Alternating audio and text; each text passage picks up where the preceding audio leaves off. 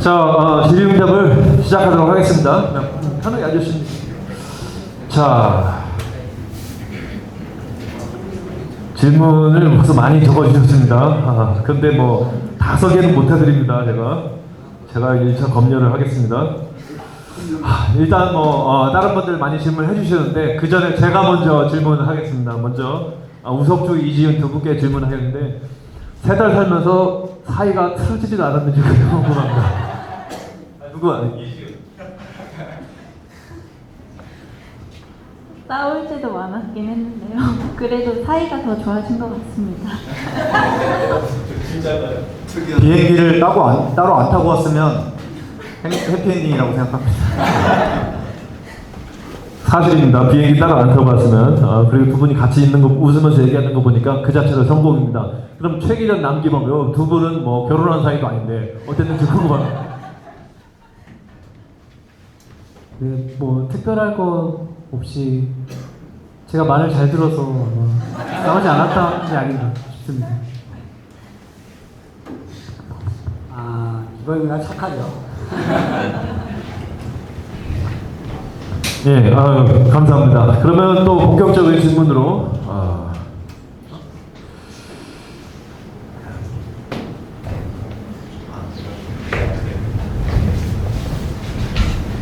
제가 가운데 앉겠습니다. 마이크가 지금 하나라서 제가 주인공은 아니지만 여러 가지 질문이 있는데요. 먼저 공통된 질문을 몇몇 분들께서 해주셨어요. 이게 지금 보기가 좀 애매해서 질문한 분들의 성함을 생략하고 질문하신 분의 일단 비용에 관해서 질문을 해주셨는데 최기련 남기분 두 분께서는 비용에 관해서 좀 설명을 해주셨길래 우석주, 이지은 3달 살의 총 비용은 얼마였는지 질문이 여러 개 들어왔습니다. 우선 비행기 값이 한 명당 한 240만 원 정도 들었고요. 그리고 나머지 식비, 숙박비 해서 대략 3달 동안 1,000만 원 정도 들었습니다. 네. 둘이 합쳐서 그럼 우리 두 분도 설명해 주셨던 거야? 저희는 비행기를 예약을 좀 늦게 해가지고 국제선 300, 국내선 한 80 정도 들었던 것 같고요. 380. 그리고 생활비는 한 명당 800 정도 들었던 것 같습니다. 그래서 다 해서 2명이 1,500 정도 들었어요. 네. 그러니까 기간으로 치는 가성비가 있죠, 그죠? 일단 저희는 환율이 좀 상대적으로 낮을 때였고요. 그리고 야영을 했기 때문에 비용이 훨씬 많이 줄었습니다. 게스트하우스 한 명이 숙박하는 비용보다 둘이서 더 싸게 잡기 때문에 아까 보셨죠? 텐트 그런 데서 60일, 90일 살았으니까요. 뭐 그 정도 감수하실 수 있다면 3달 1,000만 원 가능합니다. 네, 돈이 실질적으로 제일 중요한 부분 중에 하나죠. 멀리까지 지구 반대편으로 가야 되고 오랜 기간 있어야 되니까. 시간도 중요한 부분입니다. 아주 핵심적으로요. 3달, 여기 또 뭐 장기간인데요. 파타고니아 가려면 뭐 비행기 시간도 그렇지만 날씨도 장기간 안 좋고 날씨창을 찾아서 가야 되기 때문에 당연히 긴 기간을 찾아야 되는데 제가 알기로 직장까지 그만두고 가셨다는 거 얘기를 들었습니다. 그거에 대한 질문을 해주셨어요. 직장을 그만두고 원정을 떠나기까지 많은 고민과 결심 있었을 텐데 어떤 계획과 마음가짐이었는지 궁금합니다. 그 과정도 설명해 주시죠. 예, 파타고니아를 위해서 직장을 그만둔 건 아니고 이미 그 전에 그만뒀습니다. 잘 다니던 회사를 그만두게 된 계기는 뭐 다들 일을 하실 테니까 이해하실 거라고 생각합니다. 길게 말하지는 않겠습니다. 그래서 먼저 갔던 거는 미국 3달 동안 이제 등반을 갔었는데 그걸 위해서 사실 직장을 그만둔 거고요. 신혼여행 개념에서 둘이서 그렇게 했고 파타고니아에서 3달 지낸 것 또한 신혼여행의 연장이었습니다. 그래서 신혼여행 치곤 좀 하드한 신혼여행을 하게 되었고요. 직장을 그만둘 때 큰 고민은 하지 않았습니다.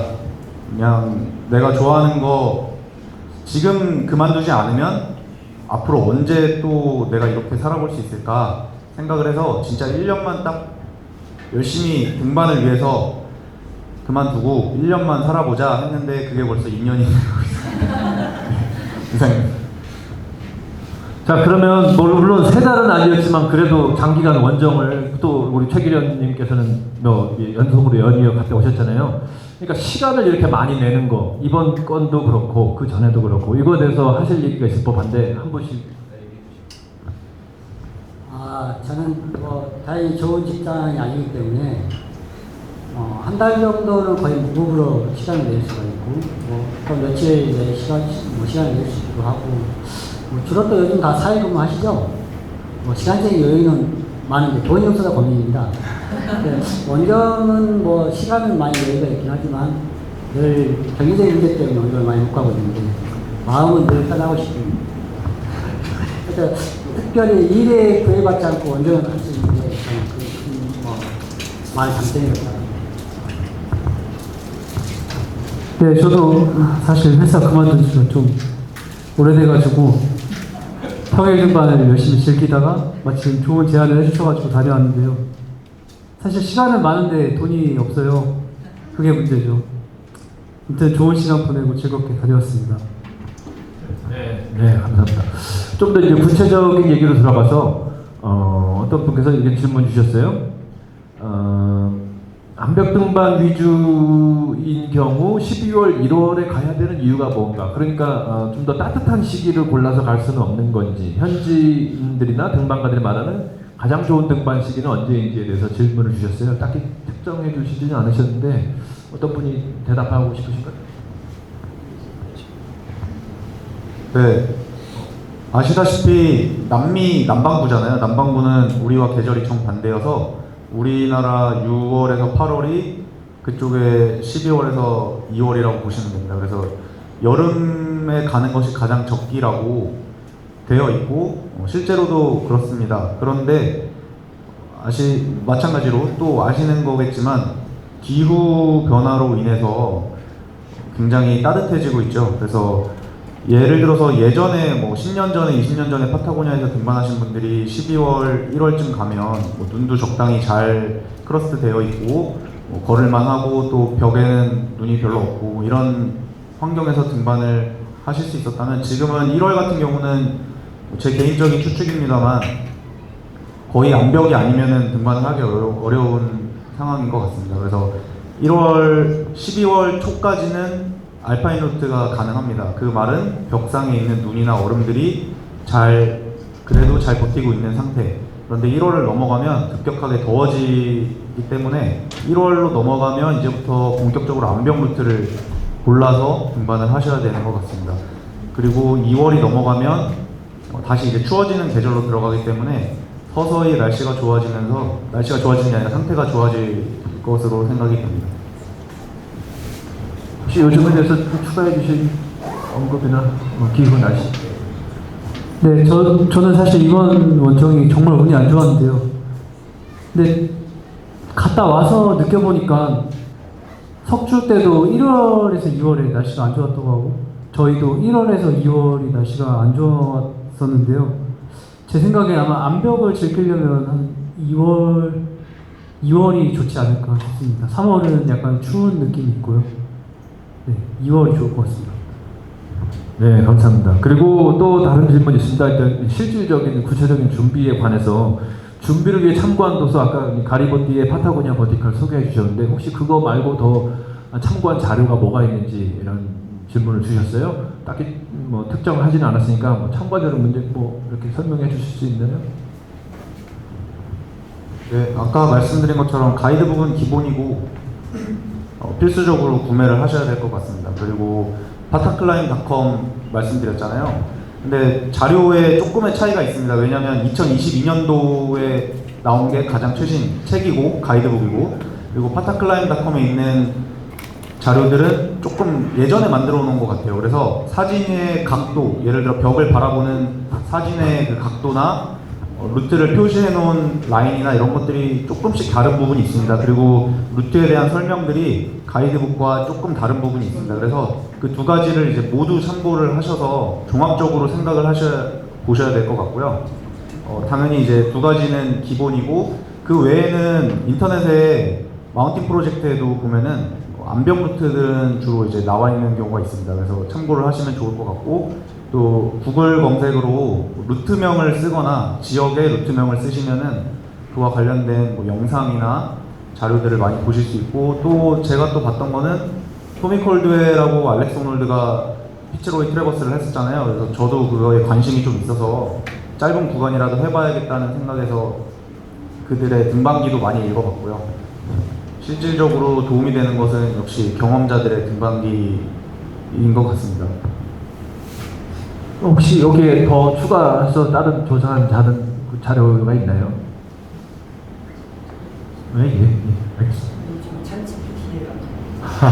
챗GPT에 가끔 의존하셨다.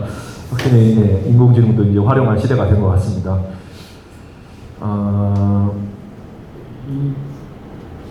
더 이렇게 아주 무거운 혹은 아주 큰 질문 해주셨는데 알파인 클라이밍이라고 하면 국내에서만 등반해본 저에게 약간 추상적인 느낌인데 구체적으로 설명이 가능할까요? 최기령?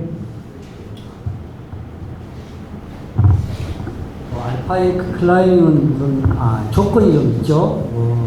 포터를 쓰지 않아야 하고 또 지금 기억이 많이 안 나긴 하지만 또 여러 가지 조건들 알파인 클라이밍 조건의 정의가 있긴 있습니다. 근데 그런 거에 부합해서 하는 게 알파인 등반이긴 한데 국내에서는 좀 경험하기 힘든데 주로 알프스 3,800 이상 되는 그런 벽에서 등반을 많이 하고 그렇게 하는데 우리나라에서 경험을 하려면 주로 이 알프스를 많이 하죠. 알파인 등반을 경험하기 위해서는. 제가 2년 전에 북아부를 갔다 온 적이 있는데 정말 파타고니아와 비교한 건 그렇지만 거기도 파타고니아 원천은 꼭 엄청난 벽들이 많거든요. 그때 많은 감동을 받았어요. 이런 데에서 정말 등반을 해야 또 더 크고 또 성장할 수 있는 생각도 많이 들고 또 경험이 많지 않아서 많이 두렵기도 했지만 그러기 위해서는 그런 등반지를 많이 가봐야 알프스라든지 북아부라든지 파타고니아를 가봐야 알파인 등반에 조금 자기의 생각이나 철학 이런 걸 좀 갖지 않을까 하는 그런 생각이 듭니다. 혹시 더 하고 싶은 예, 저도 저 스스로 생각에 그렇게 경험자라는 생각은 들지 않아서 아주 깊은 조언을 해드리기는 어려울 것 같지만 우선 파타고니아에 가시게 되면 우리나라랑 마찬가지입니다. 모든 것을 나 스스로 우리 팀원이 스스로 해결을 해야 되는 환경입니다. 짐을 들어주거나 누구 하나 도와줄 사람이 없습니다. 만약에 사고가 난다 하더라도 사실상 구조를 기대하기 어려운 그런 지역입니다. 우리나라처럼 119에 전화 한번 딱 하면 대원들이 뛰어 올라오고 헬기 띄워주고 병원까지 운송해주는 그런 시스템이 없기 때문에요. 모든 것을 내가 하고 내가 해결하는 것, 그게 알파인 등반의 기본 개념이라고 생각을 합니다. 예, 알파인 아주 재밌는 얘기까지 나오네요. 그러면 혹시 더 이지은 씨나 우리 양재홍 씨 추가하고 싶은 얘기 없나요? 있어요? 사실 저는 알파인 등반이 굉장히 초보여가지고 저는 비격도 사실 할 줄 몰라서 오래 배우려고 하거든요. 그런데 제가 가서 얘기를 나눈 폴란드 친구가 너는 알파인 등반을 좋아하냐고 물어봤는데 저는 그렇다고 했는데 그게 알고 보니까 숨은 뜻이 있더라고요. 그 다음 바로 질문이 한국에는 3,000m 넘는 산이 있냐고 물어봤는데 없다고 얘기하니까 약간 이상한 표정으로 봤었는데 사실 한국에서 알파인 등반을 하기는 쉽지 않다고 생각을 하고요. 저도 이번에 기회에 빈벽을 배우면서 더 나은 알파인 클라이머가 되도록 노력하겠습니다.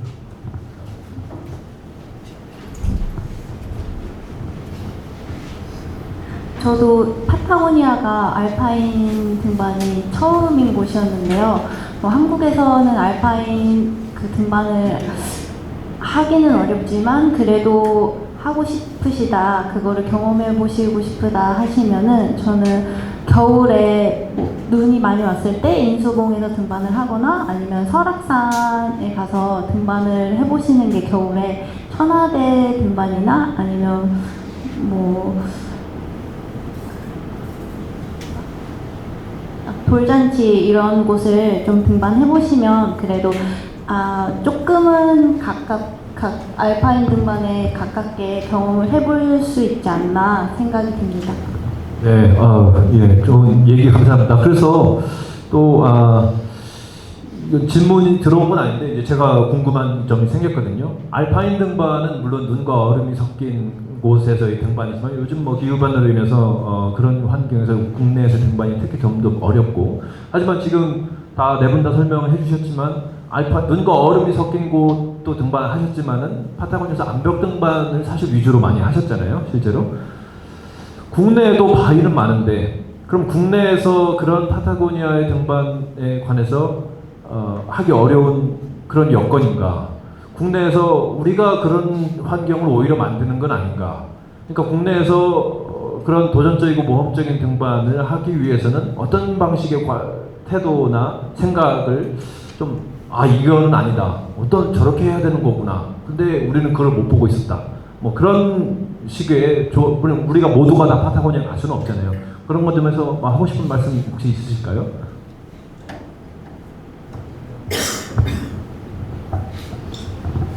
이제 파타고니아 등반 제가 느낀 걸 보면 일단 뭐 어프로치가 기본 하루는 가야 되는 거고, 등반도 한 코스는 기본 뭐 하루 등반인데, 실제로 제가 인수봉을 파타고니아 가면서 훈련을 좀 해보면 인수봉 3번 왕복을 해도 한 뭐 6시간도 안 걸려요. 5시간? 인수봉 내가 하늘길 가면 둘이 가면 1시간 정도, 1시간 한 20분 정도밖에 안 걸립니다. 셰피치 정도면 올라가거든요. 근데 파타고니아는 진짜 목숨 걸고 쉬지 않고, 한 번도 쉬지 않고 등반을 해도 뭐 한 10셰피치 간다 그러면 한 8시간 이상을 가야 돼요. 일단 뭐 가보지 않는 길이니까 속도를 낼 수 없긴 하지만 피치 자체도 다르고 뭐 거기에 뭐 볼트가 있는 것도 아니고, 그렇기 때문에 또 모든 환경이나 뭐 이렇게 또 장비도 무겁고, 그러니까 우리나라에서 그런 걸 경험을 해보려면 좀 큰 등반, 연속 등반, 이런 연장 등반 이런 걸 많이 해보는 게 좋고요. 뭐 인수봉을 이야기하면 실적으로 훈련을 한다 그러면 한 10대 정도 되는 루트들을 하루에 한 서너 번씩은 등반을 해야 되지 않을까 하는 생각이 들어요. 그래야 그런 큰 벽에도 약간의 적응이 되지 않나 그런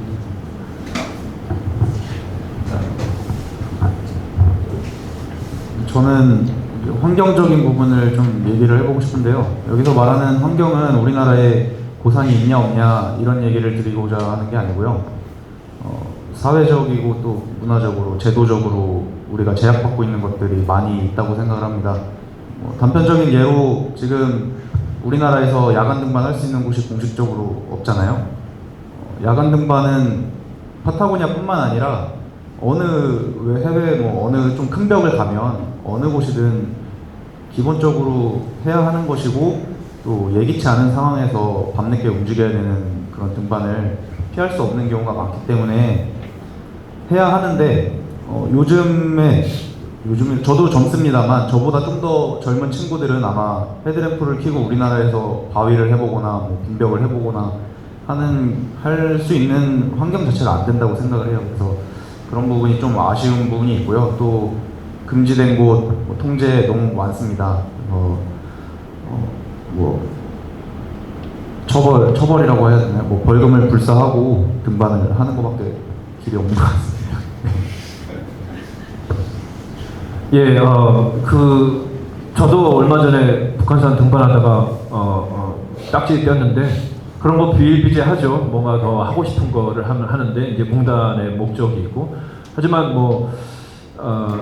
이런 것을 어떻게 해결해 나가느냐, 불법적인 것을 몰래 하는 것은 오히려 등반이 음성화되는 측면이 있고, 또 이런 것에 대해서 우리가 그 당위성을 별집된 목소리로 설명해 나가고 이렇게 공론화 시키는 것이 좀 더 이렇게 음지에서 양지로 꺼내면서 점점 더 이렇게 그것이 왜 필요한지를 구체적으로 사람들한테 설명하고 단순히 우리가 뭐 스릴을 즐기기 위해서 하는 것이 아니다. 하지만 이것이 어떤 전통이 있고 거기에 중요한 의미를 우리가 부여하고 있는 사람들이 많이 있다라는 것을 우리가 조직적으로 한다는 그런 차원에서 우리 히말라야 펀드에서 이런 세미나를 하는 것들도 사실 뭐 그런 것과 다 맞닿아 있습니다. 단순히 뭐 각자가 자기 알아서 하는 것이 아니라 우리가 이렇게 많은 사람들이 서로 이렇게 뭔가 하나의 공동체가 되어서 이렇게 이런 것들을 함께 추구하고 있다 하는 것을 보여주는 것이죠. 자, 이게 저 QR코드로 질문지 올려주신 것들은 사실 이게 전부 다고요.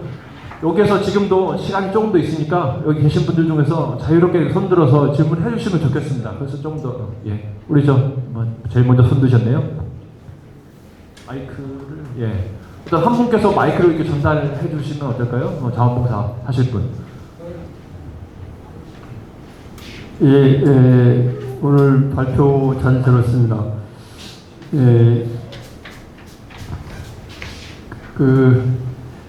궁금했던 부분들이 그 기상 정보를 어떻게 받았는지 여기서부터 출발하기 전에 거기에 그 장기 기상 정보를 받고 가셨는지 그게 좀 궁금합니다. 그 파타고니아는 원래 기상이 가장 중요한 변수로 과거에 유럽 사람들도 와서 2달간 있으면서 등반을 한 번도 못한 경우도 있고 그런데 가기 전에 이제 그런 정보가 굉장히 중요할 텐데 제가 작년에 1월달에 만났을 때 토레스 호스에서 제미 교포를 만났어요. 근데 제미 교포 얘기가 일주일만 딱 등반하고 간다고 그래요. 그러면서 그 기상 괜찮냐 할 때 일주일간 괜찮은 거로 나와서 왔다고 그런 얘기를 들어서 우리 뭐 보통 이렇게 휴가를 장기간 내고선 가기가 좀 어렵지 않습니까? 뭐 한 열흘 정도 시간 내서 간다고 휴가 내고 간다고 했을 때 그러려면 기상이 딱 정확하게 맞춰져야 하는데 그런 정보를 아마 요즘에는 그렇게 이제 알 수가 있는 것 같은데 그 파타고니아 기상 정보에 관련된 그 인포메이션을 좀 어떻게 알고 어떻게 또 갔다 오셔 다음에도 알 수 있는 방법을 뭔가 알아가지고 오지 않았을까 이런 기대를 합니다. 네, 알겠습니다. 그러면 어떤 분께서 대답 먼저? 파타고니아 기상을 미리 한국에서 알고 가기는 어렵고요. 거기도 매일 날씨가 다르기 때문에 일단 원정 기간이 정하면 날씨 업데이트는 거기에서 이용을 받거든요. 근데 저희가 이용한 웹사이트는 유료로 저희들이 정보를 받는데 윈디라고. 근데 저희들이 핸드폰으로 된 이제 하는데 핸드폰 통신 자체를 뭐 정지시키러 갔기 때문에 거기서 뭐 와이파이가 되는 시기에는 이렇게 서로 소통이 가능하지만 와이파이가 산에 이제 등반하는 가면 소통이 안 됩니다. 핸드폰이 안 되기 때문에. 그래서 윈디라는 어플에서 날씨 정보를 업데이트 받아서 그거를 우리가 아까 이야기했던 구조 장비, 뭐 구조 요청하는 간인의 인리치, 이게 위성 전화기라기보다는 위성으로 이렇게 문자가 수신되는 장비거든요. 또 버튼을 누르면 구조도 되고. 근데 그걸로 이제 윈디 와이파이가 되면서 지역을 보고 날씨 창이 좋은 날 이제 등반을 가면 저를 전에 이제 우석주 씨나 이지은 씨가 시간별로 나눠서 다음 날 날씨를 업데이트 문자로 보내줘요. 그러면 그 간이 인리치에 의해서 제 핸드폰으로 메신저가 오게 돼 있거든요. 그래서 그렇게 해서 산에서는 날씨 정보를 업데이트 받아서 하는 거고 했고요. 대부분 거기에 클라이머들이 다 그렇게 날씨를 정보를 공유를 하고 있는 거예요. 뭐 참고로 저희들이 한 40년 됐으면서 이틀 이상 좋은 날이 한 번도 없었고 이틀 좋은 날이 3번 정도 있었던 걸 기억하고 있거든요. 그 정도로 저희 1월에서 2월까지는 날씨가 안 좋았던 것 같아요.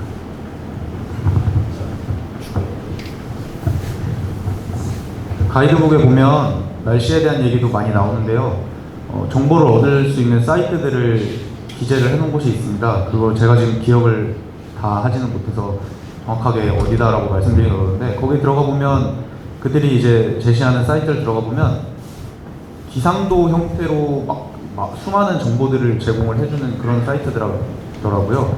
근데 사실상 전문가가 아니다 보니까 아무리 좋은 기상도 뭐 이런 것들을 보더라도 제가 읽기가 어려워서 아까 말씀하신 윈디 앱을 썼고요. 제가 생각했을 때는 윈디 앱이 가장 정확했던 것 같습니다. 유료 구독을 하면 비용이 비싸지 않고 연간 구독을 신청을 하시면 10일치, 2주이신가? 10일치의 정보를 받아볼 수 있습니다. 그래서 10일치를 미리 이제 내가 출발하기 전날에 10일치를 미리 확인을 해놓고 출발을 하고, 그 다음에 앞서 말씀하신 인리치로 마찬가지로 정보를 계속해서 한국에 있는 사람한테 내가 언제 며칠에 출발하니까 내일부터 언제까지의 정보를 좀 보내줘라 라고 인리치로 통신을 하면 됩니다. 휴대폰 문자로 하는 게 아니고요. 인리치로 통신을 하면 한국에 있는 사람은 휴대폰으로 인리치 문자를 받습니다. 그러면 그 인리치 문자로 다시 회신을 해주면 현재 있는 사람은 인리치 기기 또는 휴대폰으로 둘 다 받아볼 수 있습니다. 그렇게 정보를 계속적으로 업데이트를 해가면서 등반을 하셔야 됩니다. 네, 또 질문이 있으실까요? 궁금한 점 있으면 뭐 간단 손을 들어서 예, 여기 계십니다. 마이크 좀 전해주시죠.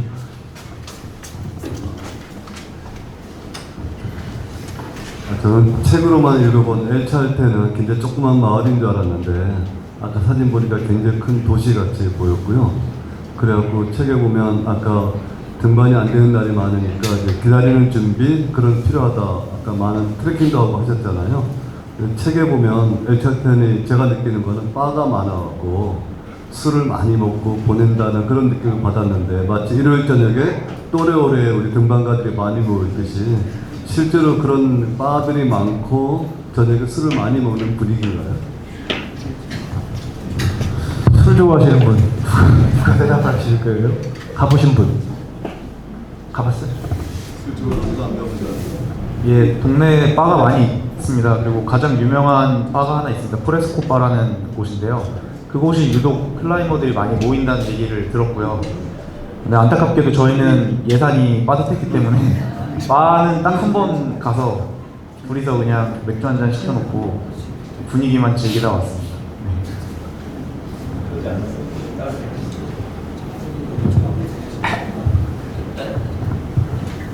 저희도 사실 비싸가지고 와인 마트에서 사서 와인만 먹었고요. 집 앞에 슈퍼마켓이 있는데 거기는 사람들이 많이 왔다 갔다 하더라고요. 구글 평점도 높고 또 엠파나다라고 그쪽 음식이 있는데 그게 저렴하고 맛있었던 기억이 있습니다. 사실 바는 잘 모르겠습니다. 자, 또 질문이 있을까요? 자, 여러분들 마이크 드신 분 지나. 아까 기련 선배님께서 말씀하셨다시피 이제 알파인 등반에서 성공의 실패 요인이 무게가 중요한데 그 아까 영상을 보니까 어프로치 같은 거 할 때 굉장히 그 가벼운 트레일 러닝화 신고도 어프로치 하고 하셨던 것 같아요. 근데 이게 조금 헷갈리는 부분이 준비를 하는 사람의 입장에서 헷갈리는 부분이 빈벽화 무게가 요즘에 가볍게 나오잖아요. 그런 것들을 600g, 700~800g의 무게를 감수하고 들고 가는 게 추천인지 아니면은 갔다 오신 것처럼 경량으로만 준비하는 걸 추천하시는지 궁금합니다. 저희들도 이제 뭐 설상화를 다 준비를 했는데요. 첫 우리 기원에 등반 갈 때는 설상화를 신고 어프로치를 다 했어요. 거의 어프로치가 어려운 데는 거의 고덕길로 올라갈 정도의 어프로치 수준이거든요. 근데 설상화로 가면 힘들기도 하고 속도도 안 나고 그러긴 한데 미국 등반들 보면 설상화를 배낭에 메고 가지고 오고 어프로치는 그냥 트레킹화를 그냥 하는 분들이 많이 있더라고요. 근데 거의 어프로치로 설상화로 어프로치할 때는 우리밖에 없었던 것 같아요. 그때. 근데 그만큼 거의 어프로치 구간에 눈이 없었으니까. 그리고 빙하가 있는데도 우리가 그 리포인도 갈 때 빙하 지역에도 거의 그냥 트레일 러닝화라든지 또 그냥 어프로치 하러 어프로치 하더라고요. 그래서 조금 두렵긴 하긴 했어요. 빙하를 미끄러우니까. 그 설상화를 신고 RG를 까지 착용하고 그 빙하를 걷는 사람은 한두 명 정도 본 것 같아요. 거의 다 그냥 어프로치하러 어프로치 하더라고요. 그게 뭐가 나은지는 제일 잘 모르겠어요. 내가 체력이 되고 뭐 그걸 떠나서 정답은 없는 것 같아요. 그리고 그 등반 섹터를 갈 때마다 그 좀 다른 환경인 것 같아요. 다 준비를 해.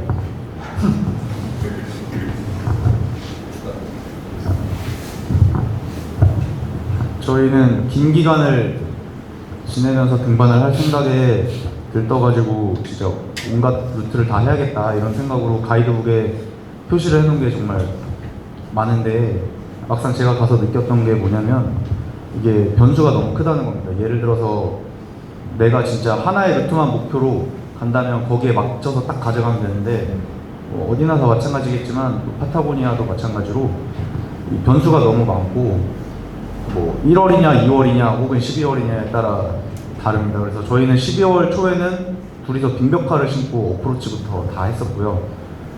근데 또 1월 넘어가서부터 2월부터는 그냥 이런 경량 어프로치와 신고 어프로치를 하기도 했고요. 그러니까 너무 변수가 많기 때문에 이렇다고 딱 단정 짓기는 어렵지만 얘기하신 것처럼 다 준비해 갈 수 있으면 가장 좋고요. 그게 아니라면 충분히 공부를 많이 해야 될 것 같습니다. 변수가 너무 많다고 생각을 합니다. 네, 감사합니다. 궁금한 점이 다 마음속에 다 계실 거 제가 잘 압니다만은 이제 시간이 많이 오버가 돼가지고요. 저희 여기 대화하는 시간도 있고 아까 시작할 때 말씀드린 대로 이 다음 자리가 또 있습니다. 저희 한국 히말라야 펀드는 말씀드린 대로 이 등반가 외부 기업체 협찬을 전혀 받지 않고 등반가들끼리 이렇게 한 분 두 분 객출해서 서로가 서로의 창의적이고 진짜는 좋은 등반이다 하는 거에서 지원을 해주는 단체입니다. 여러분들 등반 그게 뭐 대단한 등반, 멋진 등반만 아니라 정말 새롭고 도전하는 그런 부분이 뚜렷하다면 우리가 서로를 도와주는 그런 개념입니다.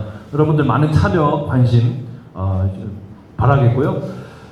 오늘 했던 행사는 녹화되어서 유튜브로 공개가 될 거고요. 그리고 또한 이렇게 나눔의 자리, 서로에 대한 어떤 등반에 대해서 심도 있게 나눈 자리면서 우리 국내에서 더 그런 것들을 더 이렇게 진작하는 그런 모임을 저희가 해 나가고 있고요. 그런 의미에서 이렇게 또 다음 자리도 있으니까 거기서 또 더 많은 얘기 나눠주시면 되겠습니다. 한 분도 빠짐없이 또래오래 한국의 펍입니다. 거기서 가시면 되고 마음 가볍게 가시면 되고 너무 이렇게 좋다 하시면 주머니에서 이렇게 내주시면 아주 더 좋습니다. 여기에 지금 많은 분들 오셨는데 거기 통째로 지금 저희 예약을 해놨으니까 시간 해주시고